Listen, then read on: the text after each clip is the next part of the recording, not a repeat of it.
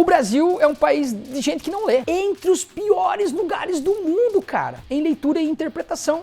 Isso vem lá da academia, desses professores que já não leem muito literatura, que não são muito apaixonados por literatura, e daí vão lá e começam a coordenar essas provas, vão lá e vão tirando o espaço da literatura e saíram com essa ideia mirabolante de que...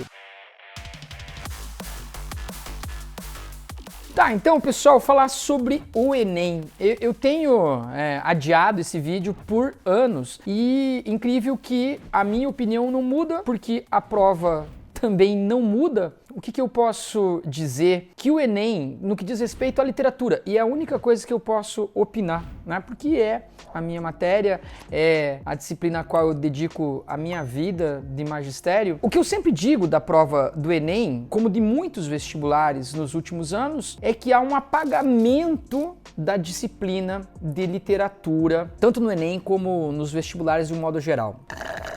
E esse apagamento, ele se dá num processo muito mais profundo, longo, extenso, que se você tem tempo aí para trocar uma ideia, né, é que a coisa funciona assim, né? O Brasil é um país de gente que não lê. Nós não lemos. O brasileiro não lê, de um modo geral, certo? E lê menos ainda literatura, e menos ainda literatura clássica. Tá certo? Fala a verdade, no ensino médio, quem lê literatura mesmo, de verdade, apaixonadamente, né? Sem que seja necessário para uma prova, para um trabalho ou mesmo para o vestibular. Né? Quem lê? Quem lê? Quem é adolescente que lê por paixão? Eu sei que alguns vão dizer assim, eu, Joãozinho? Claro, porque está nesse canal aqui de literatura, né? E esse número reduzido de leitores no país, ele se reflete, chuta, aonde?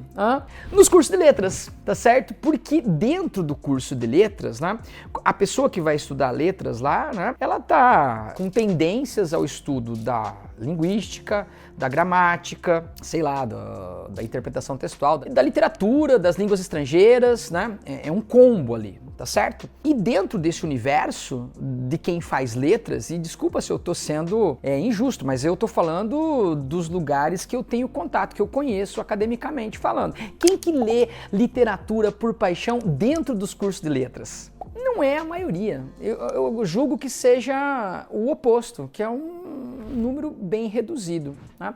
E o cara vai, né, se dedicando à gramática, se dedicando à linguística, às línguas estrangeiras, à literatura, vai ser escanteada. Né? E daí, vamos lá, vamos falar uma coisa assim, tecnicamente. O cara que se forma em letras, já não muitos deles voltados para o ensino, a paixão pela literatura, tá certo? E daí vai começar a dar aula. Só que quando ele vai dar aula, ele tem que pegar aulas de língua portuguesa e dividir a língua portuguesa entre algumas aulas de gramática, algumas de redação, algumas de interpretação e algumas de literatura. E esse cara que já sai do ensino médio sem ler muita literatura, que já na faculdade de letras já também não lê muita literatura, vai lá começar a dar aula e tem menos tempo ainda para ler.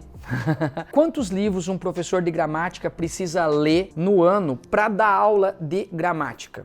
Eu sei que tem professores de gramática que leem constantemente, mas eu estou falando assim, tecnicamente, quantos livros você precisa ao ano ler para dar aula especificamente de gramática? Conforme o ano muda alguma coisa, uma outra coisa, sei lá, não precisa ler livro novo para dar aula de gramática. Para dar aula de redação, não precisa necessariamente ler para dar aula de redação. Essa é a verdade. Já o professor de literatura, se ele quiser dar aula de verdade, ele tem que ler por anos. Ainda mais se ele acompanha os vestibulares, ele tem que ler dezenas de livros. Esse ano eu trabalho com análises literárias de diversos vestibulares no país. Eu trabalho com análise para a USP, para a Unicamp, para a Federal do Paraná, para a URGS, para a UniOeste, UEM, UEL, UFSC. E eu tenho que produzir mais de uma centena de análises. E dessa centena de análises, certamente mais da metade eu preciso ler ou reler. Portanto, é uma carga muito grande. Então, os professores, de um modo geral, que trabalham com língua portuguesa, eles vão escanteando a literatura, deixando um espaço cada vez menor, porque é o espaço da literatura no país, é o espaço da literatura no curso de letras e é o espaço de literatura na prática do ensino da língua, no ensino médio. E essas pessoas vão fazendo o quê? Elas vão, às vezes, passando em concursos, dando aula em faculdade e vão coordenando cursos superiores e vão, sei lá, administrar, sei lá como é que chama, organizar, coordenar o Enem. Chegamos no Enem. Ou seja, o Enem é o reflexo desse apagamento da literatura do ensino médio. Simples assim. E daí é muito mais fácil você dizer assim: ah, porque esse jeito que o Joãozinho ensina literatura com paródias, esse decoreba, não é ensinar literatura. E eu concordo. O aluno que sabe que o Machadão escreveu Dom Casmurro, como eu canto nas minhas paródias, o aluno que sabe que o José Alencar escreveu Senhora, o Birajara, Iracema, que canta comigo lá, ele não sabe necessariamente literatura, mas é um princípio, uma base para ele, ao conhecer o nome, o contexto, a história, a biografia desses autores, ter uma base para ler de maneira mais eficiente, mais produtiva, mais inteligente, mais autônoma a obra literária desses autores. E daí o que acontece no Brasil é a famosa estratégia do ou e nunca a estratégia do e. Porque é uma coisa preguiçosa nossa, né? Por que a gente tem que escolher entre ou ensinar história da literatura ou ensinar a leitura do texto literário? Por que tem que ser uma coisa ou outra? É a mesma coisa na gramática. Aquela discussão, o certo é ensinar gramática normativa ou a linguística textual, sei lá como se chama aí. Por que não é gramática e linguística textual? Por que não é história da literatura e leitura do texto literário? Por que tem que apagar uma coisa para fazer a outra?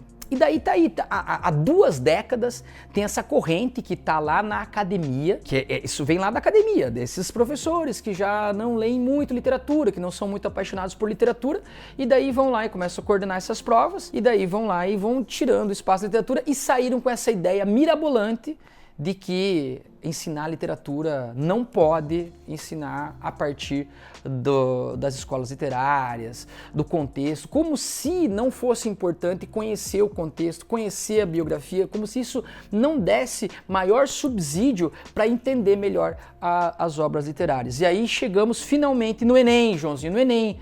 No Enem não existe conteúdo literário, porque essa dogmatização de que ensinar literatura é só ensinar a leitura do texto literário. E nesse ou, o aluno hoje não sabe nem história da literatura e nem leitura literária. Estamos há décadas nas avaliações internacionais de ensino médio entre os piores lugares do mundo, cara, em leitura e interpretação. E faz 2 décadas que essa galera aí da academia prega que ensinar literatura, para ensinar a ler o texto literário, tem que apagar a história literária. Olha o resultado aí, ó. E daí, só para encerrar, já estamos assim, 12 minutos, eu falei que ia ficar longo esse vídeo. Só para encerrar, por que nós estamos entre os piores lugares do mundo em leitura e interpretação? Por quê? Responda aí. Um dos motivos, tem muitos motivos, é muito complexo responder isso, mas um dos motivos pode ser, estou propondo aqui, comenta aí se você concorda. É um trabalho que não está surtindo efeito nas aulas de língua portuguesa, de interpretação e de literatura. Se os alunos estão lendo pouco, passa pela responsabilidade também de nós professores. E principalmente passa pelo método que nós usamos. E esse método que apagou a história da literatura dos vestibulares e do Enem há décadas tem dado resultados pífios de brasileiros alfabetizados que não sabem ler, e muito menos que sabem ler o texto literário. Então, eu proponho aqui humildemente que se reveja esse apagamento da história da literatura e, de repente, talvez, a história da literatura tão mal vista possa ajudar a fazer com que os alunos leiam mais e leiam melhor. É isso. Digo tchau.